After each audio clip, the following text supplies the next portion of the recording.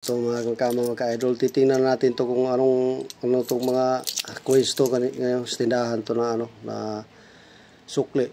Tingnan natin to mga ka-idol. Jackpot talaga mga ka-idol, oh. Ano mo? Jackpot na jackpot talaga. Nako. Ito na mga ka-idol. Jackpot na jackpot. Tingnan mo Manuel Quezon, hiwa talaga, oh. Oh. Ang laki ng ito. May lagpas sa ring pa, oh. Lagpas Coelho. Swerte. Jackpot. Ayan.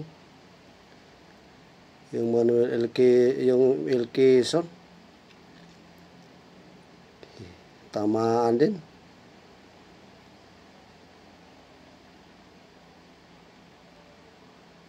$20 pesos coins. Pati yung sa likod mga ka-idol, oh.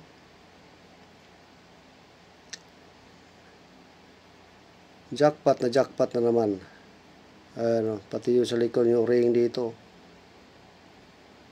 Ayan.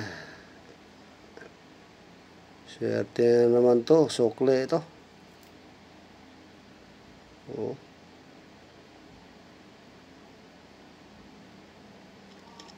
Yung iba kasi dito, itong mga BSP to, tumama dito sa yung gitna. Yun ang hinahanap nila, eh. Hindi to yung linya dito. Ito lihi siya, oh. Ibig sabihin hindi parehas yung pira talaga, yung gitna talaga yun, oh. Dito yung dulo tumama yung sa kabila. Ito hindi, oh.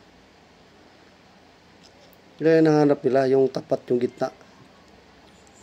Yung BSP, yung is